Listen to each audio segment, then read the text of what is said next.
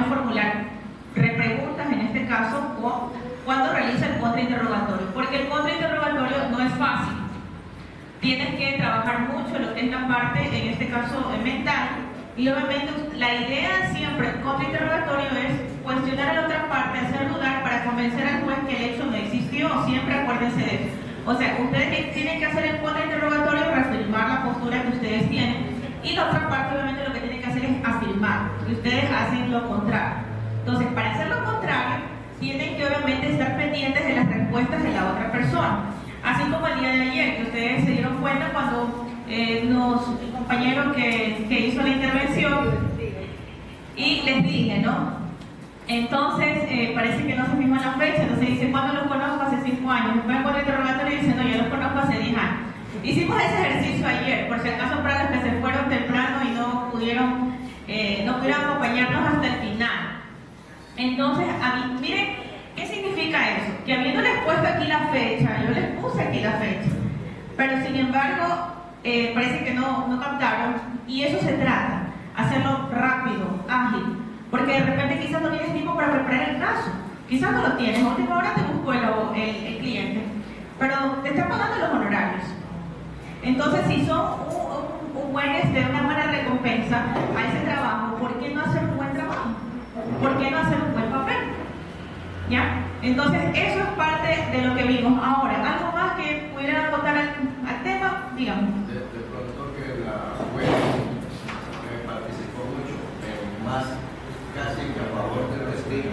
Claro, lo que pasa es que ya, bueno, de acuerdo a la legislación en Honduras, el juez sí tiene papel activo. Lo que obviamente no es, se supone que el hecho de participar el juez es para un tema de aclaración, para aclarar dos dudas, cuando tenemos respuestas un poco ambiguas. Yo creo que efectivamente, más allá de la mala preparación que tenía el abogado, creo que era más nervioso. En un momento dado sí tenía los apuntes.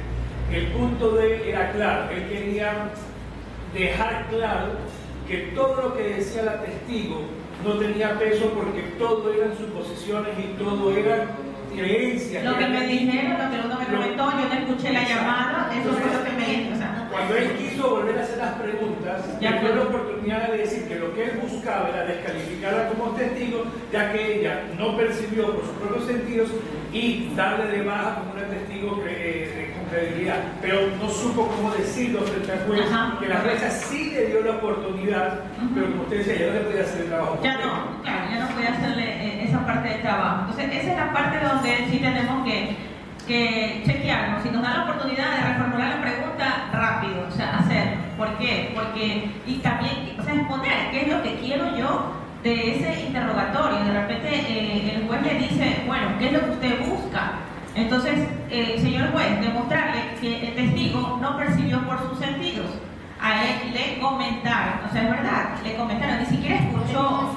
Porque una cosa es escuchar, o sea, que entre ellos se llamen y yo escuche la llamada y estamos en el mismo espacio. Otra cosa diferente es que el uno le llama al otro y el otro me cuente que él o ella o él le llamó. Entonces, eso es diferente. Que a otra persona me cuente a que yo esté en el mismo espacio, que son dos diversas situaciones. Dígame. Yo creo que el abogado también no fue directamente preparado, pero en el momento de lo que se presentó a la audiencia, para mí parecer, él quería demostrar que la testigo no fue la testigo ideal directamente, sino indirectamente, como usted manifiesta. Me dijeron, no me dijeron, y por esa razón. Claro, es lo que dice el compañero, o sea, el contrainterrogatorio va afirmando a esa situación, que realmente el testigo no era un testigo, sino que era una persona que tenía unas respuestas dirigidas por algo que él comentara, no por algo que vivió, que es la diferencia. El testigo tiene que vivir el hecho a través de cualquiera de los sentidos, pero no que le comenten, porque ya ahí ya deja de ser testigo y obviamente ese testimonio, o sea, carece de eficacia probatoria. Pero lo que tendría que hacerse es que, en este caso, el contrainterrogatorio tiene que ser muy preciso para obviamente derribar a la otra parte. Bien, ayer estábamos viendo digamos. Pero el error estuvo también en el abogado que la llevó como testigo, porque si no era testigo idóneo, había un testigo que dijo, ¿por qué no llevó a ese testigo? Llevó a alguien que se veía más por referencia. Es que por eso le estoy diciendo, esto significa esto, una mala preparación del caso, o sea, no solamente del abogado frente a lo que titubea o lo que se pone nerviosa, sino que obviamente, claro, lo que pasa es que acuérdense que en primer lugar, o sea, en esta situación había inmersos varias personas. No sé si ustedes se dieron cuenta que nombraban a varias personas. Exacto. Entonces, ¿qué es lo que ocurre?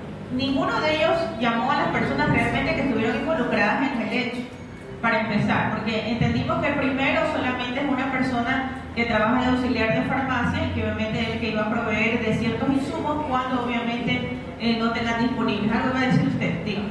Para usted, en el supuesto caso de que el abogado hubiera hecho un interrogatorio bien hecho, desde el principio había podido solicitar a la juez el desistimiento del testigo porque no estaba diciendo lo que le costaba, sino lo que le habían dicho.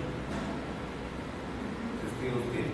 Ya, que no me entiendo. O sea, hubiera podido el abogado, iniciando el contrainterrogatorio, fue cuando empezó el testigo a decir, me dijeron, di por hecho. Claro, ahí lo que tiene que decir en ese momento después el abogado hubiera podido pedirle al juez que el testigo no tenía desecharlo de ahí mismo.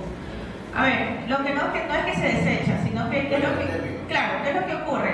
Simplemente usted revisa, ¿no?, las preguntas, usted se está dando cuenta que en este caso esa persona no era testigo, porque obviamente no percibe a través de los sentidos. Entonces, usted tiene que decirle, por ejemplo, usted lo que hace es cerrar el contrainterrogatorio. Dice, señor juez, no más preguntas. Este señor ha sido claro de que ha manifestado que no es testigo, sino que viene a contar lo que le contaron. Y no fue un testigo porque no observó, no estuvo en el momento de la llamada, ¿verdad? Y obviamente eso le incapacita en este caso como testigo para continuar con el contrainterrogatorio. Esa es una estrategia muy buena, porque ustedes lo que hacen es cortar su intervención, porque yo no tengo más que perder. Es como que le digas, exactamente, en otro lenguaje, no voy a perder más preguntas porque ya me está informando que no es testigo. Yo me refiero a eso, que fue insistente donde no debería haberlo sido.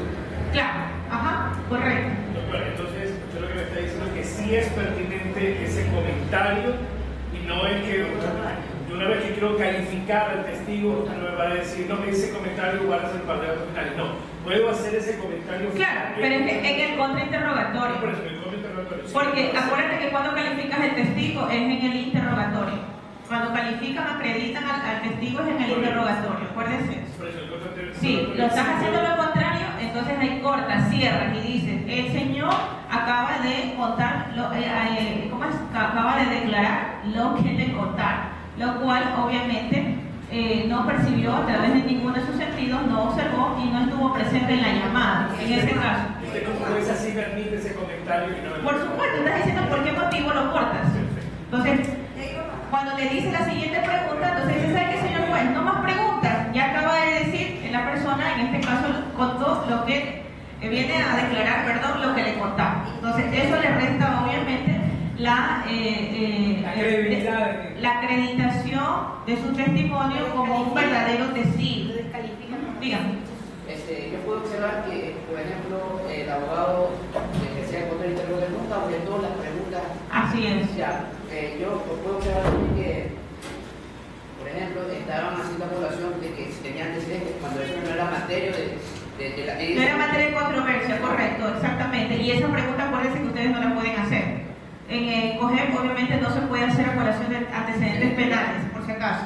No puedes decir cuántas veces ha sido procesado o denunciado, o en este caso, cuántas veces ha presentado denuncia en su contra o ha tenido en su contra penal, de violencia, etcétera, etcétera. Cuidado con eso. Y en el caso de la relación, claro, estamos claros que estamos viendo de forma, no de fondo, porque son diferentes, ¿no? Claro. Pero, cito el caso.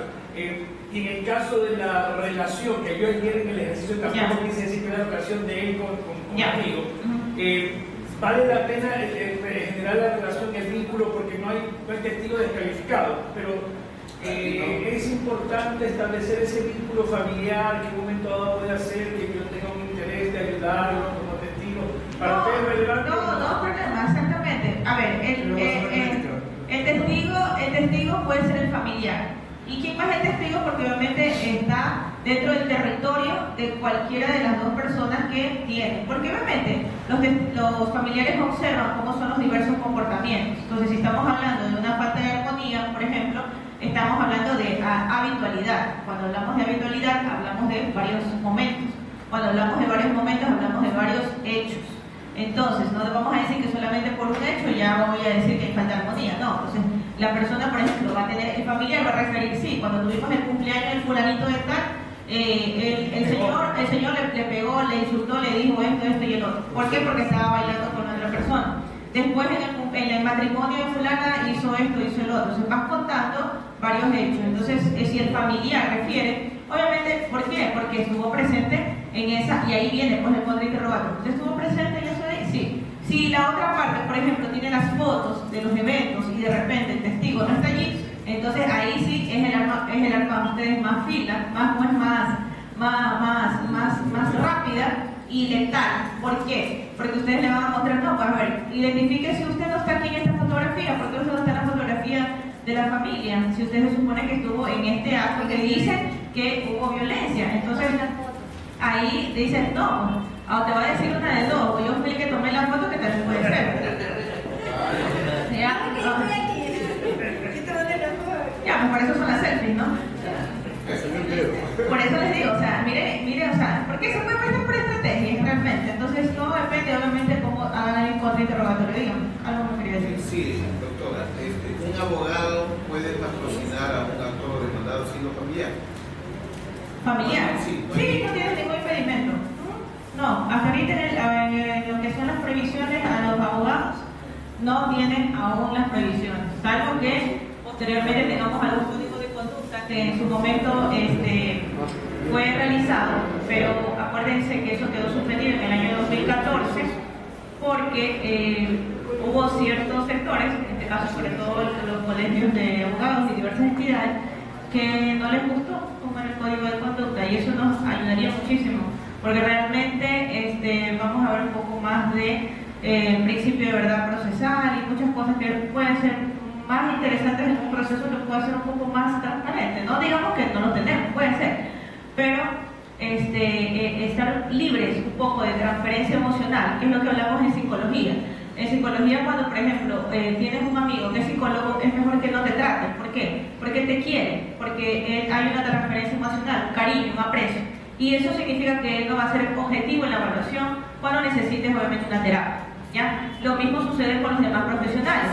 ¿Ya? Los abogados inclusive se emocionan a tal punto que el caso lo pueden llevar como personal cuando es de un amigo, cuando es un familiar, cuando realmente no entienden que es un caso y que no tienen que emocionarse tanto, porque puede inclusive costarle la salud y costarle la vida, así que obviamente se ve una situación mucho más allá de un simple ejercicio de una profesión. Dígame, ¿algo me va a decir usted? Con respecto a la prohibición que tienen los jueces, creo que están prohibidos los jueces ejercer su profesión. Sí, nosotros sí. Sí, nosotros sí. Ellos se refieren a abogados. Si está hablando de los abogados en general no tienen ninguna previsión. Ya, bien, él se refería a que si sea un familiar suyo contratado, lo contrate a usted para defenderlo. Entonces, no hay ninguna previsión dentro de la ley que tengamos aún eso. Dígame.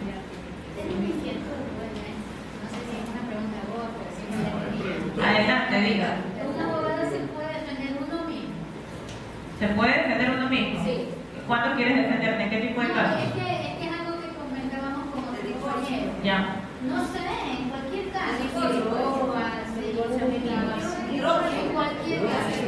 Bien, lo que pasa, a ver, ahí es el momento. A ver, ustedes participan en el proceso como parte procesal, no participan como abogados, que es la diferencia. Entonces hay que hacer un poco de diferencia. El hecho de que yo participe como actor o que yo participe como demandado, por más profesional que sea, tengo que contar con el patrocinio de un abogado, porque soy parte procesal, soy actor demandado. Si a mí me demandan, por ejemplo, en un juicio de honorarios, es diferente, porque ahí sí me demandan en este caso como abogado, o yo que inicio la acción como actor, la inicio porque realicé un ejercicio profesional como actor y lo que estoy reclamando son los honorarios.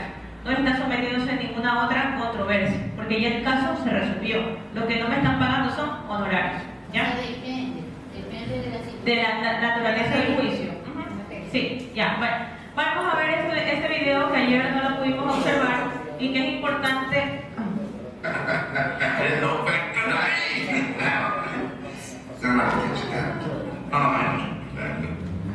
Es importante mencionarles porque en este video obviamente nos habla el expresidente de la Corte Nacional. Bien, vamos a escuchar un ratito ya. Join us back. Okay, it's not my business. No, I want to hear your thoughts. Tienes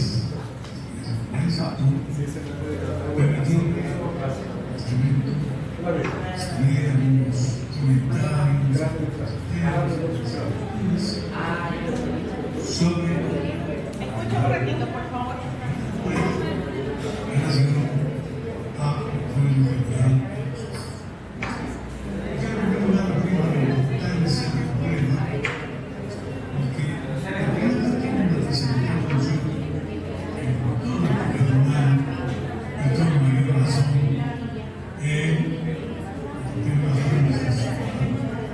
Porque los jueces y jueces estamos para administrar justicia.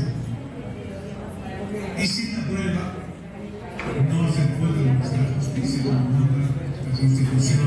La prueba, escuchen bien, no se puede administrar justicia. Si tanto vale no tener un derecho, ¿cuánto? No. Es decir, pues aunque tenga el derecho, pero si no lo puede probar, no hemos aclarado. Y debemos recordar también la complementariedad entre el derecho sustancial y el derecho procesal. En la Constitución nuestra ordena la prevalencia del derecho sustancial. Y esa vindicación del derecho sustancial solo se logrará con la prueba. De ahí la importancia.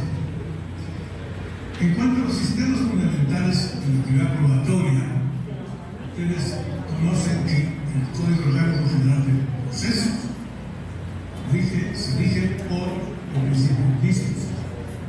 En cuanto a que corresponde a las partes, presentar los documentos humanos de una demanda, anunciar la prueba, presentar los documentos y que respondan.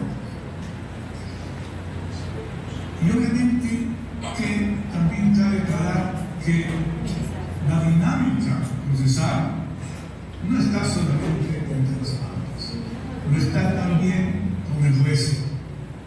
El Código General de Procesos no habilita a un juez activo, el juez pasivo, el juez tácito. Pero claro que también en nuestro Código General de Procesos procede que el juez ordene prueba de oficio. Volveremos sobre ese tema. En cuanto a principios generales de la prueba, tenemos que hay más de 15 principios que se pueden invocar, pero obviamente no podré mencionar o referirme a cada uno de ellos, pero sí quisiera hacer mención a algunos de ellos, como el principio de la unidad y el de la comunidad. El juzgador debe examinar y apreciar el conjunto de la prueba que conforma una unidad. Y si el conjunto probatorio de un proceso conforma una unidad, no puede pretenderse que las pruebas actuadas beneficien solamente a la parte que les habla. Porque la finalidad de la prueba es establecer la verdad procesal.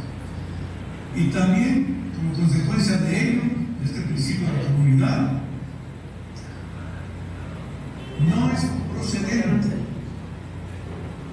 que se renuncie o que se desista de una prueba práctica, porque la prueba pertenece al proceso. Otro principio que quiero destacar es el de la lealtad y veracidad de la prueba. El COGEP establece que la prueba se practicará con lealtad y veracidad. Esto le indica al juzgador que no admitirá la prueba encaminada a dilatar el proceso, a ocultar la verdad o a inducirla. Otro principio importante que quiero destacar es el de la formalidad y legitimidad de la prueba. En cuanto el juzgador califica la prueba en la audiencia preliminar o en la fase preliminar y aprobará solamente a la prueba que reúna los requisitos de pertinencia, utilidad y conducencia. Los principios que otorgan una gran ventaja a la verdad, que son los de inmediación y el principio de concentración. Quiero referirme al principio de concentración en cuanto a que nuestro Código Federal de Procesos procura que la prueba se practique en primera instancia. Ya no se puede repetir prueba en segunda instancia. En segunda instancia solamente procede, ¿no?, la prueba sobre hechos nuevos o aquella prueba que ha sido posible obtenerla después de la sentencia. En cuanto al tema objeto de la prueba, ¿qué pasa esto doctrinario? Obviamente el objeto de la prueba responde a la interrogante: ¿qué es lo que se puede probar en un proceso? Obviamente, lo que se puede probar son los hechos. Los hechos alegados por las partes. ¿Qué se entiende por hechos? Lo que tiene que ver con lo que se pueda representar, lo que puede representar una conducta humana, los sucesos, acontecimientos, hechos o actos humanos, los hechos de la naturaleza, los bienes, cosas, documentos, etc. Pero otra cosa es el tema de la necesidad de la prueba. La necesidad de la prueba responde a la interrogante: ¿qué debe probarse en un proceso concreto? Obviamente, lo que debe probarse son los hechos alegados por las partes. Pero es importante referirnos a las excepciones al tema probado que establece el Código Federal de Procesos. ¿Qué hechos no requieren prueba? Según el COFEP, los hechos afirmados por una de las partes y admitidos por la otra parte. Pues si ya el actor en la audiencia preliminar admite que no hubo despido intempestivo, ¿para qué vamos a hacer pruebas sobre eso? No cabe si ese hecho ya fue admitido. No requiere prueba a los hechos imposibles. Recuerdo que cuando se discutía esto, algún colega dijo que esto es absurdo, hablar de hechos imposibles, porque es imposible. ¿De qué hecho hablamos? No existe hecho. Pero la legislación y la doctrina contemplan este tema y obviamente la posibilidad de un hecho alude a la circunstancia de si se puede o no, si puede o no suceder este hecho en la realidad. Se menciona como hecho imposible a la doctrina el de que una persona se encuentre en dos lugares diferentes. ¿Quién se acuerda? El hecho imposible, ¿no? Es imposible. Que una persona no puede, o sea, que esté en dos lugares al mismo Hay tiempo. dos temas en relación a esto que más se refiere a la impracticabilidad de la prueba. Se menciona, por ejemplo, el caso de que se está pidiendo una declaración testimonial por la persona que ha fallecido. Eso es una cosa impracticable. Pero también se refiere a los casos de las causas imposibles que generan un hecho. Eso sí tiene importancia, por ejemplo, un un experto médico puede decir que la causa que se alega a la muerte de una persona es un hecho imposible, y descartando hechos imposibles podemos llegar a la muerte. Otro punto que no requiere pruebas son los hechos notorios. El COGEP asimila los hechos notorios a los públicamente evidentes. Y evidente es lo cierto, lo claro, lo patente, donde no hay duda. En doctrina se discute si este hecho notorio debe ser alegado, y se concluye que sí debe ser alegado, para dar la oportunidad inclusive a la contraparte de contradecir, de objetar, de alegar. No requiere prueba, según nuestro código, los hechos que la ley presume del derecho. Y nosotros sabemos que hay dos clases de presunción: la presunción que admite prueba en contrario y la presunción que no admite prueba en contrario, que se llama presunción del derecho. El concepto se refiere a la presunción del derecho. Pues, si una cosa, por expresión de la ley, se presume de derecho, se entiende que es inadmisible la prueba, como el caso de la época de la Concepción, que todos sabemos que se llama el Código Civil. Y otro punto que no está en el correcto, me parece que es el relativo a las negaciones indefinidas. Hay negaciones definidas que se refieren a un hecho concreto. Si yo digo que esta pulsera no es de plata, probando que es de otro metal, estoy probando que no es de plata. Pero las negaciones indefinidas no implican un hecho concreto ni contienen la afirmación de un hecho contrario. Por lo tanto, es imposible de prueba. Si digo que nunca he estado en Nueva York, me parece que es imposible de prueba.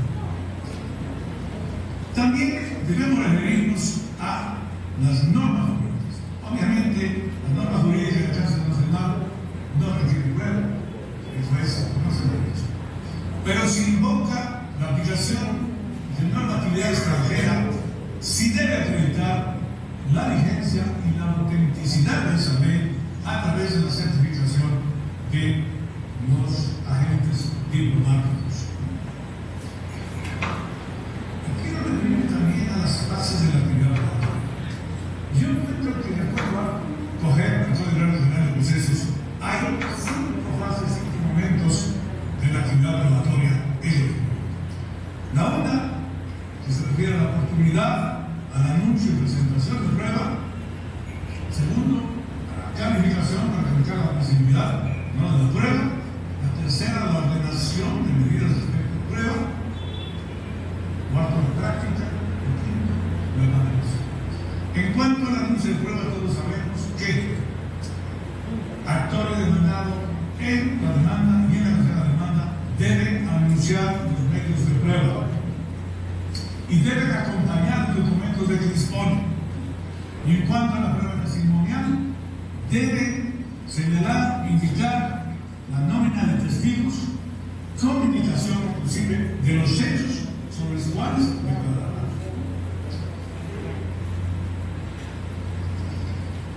En cuanto a la admisibilidad, el juzgador en la audiencia preliminar en los procesos ordinarios y en la fase preliminar en los otros procesos tiene la facultad, es el deber de calificar y para eso la ley ha señalado requisitos.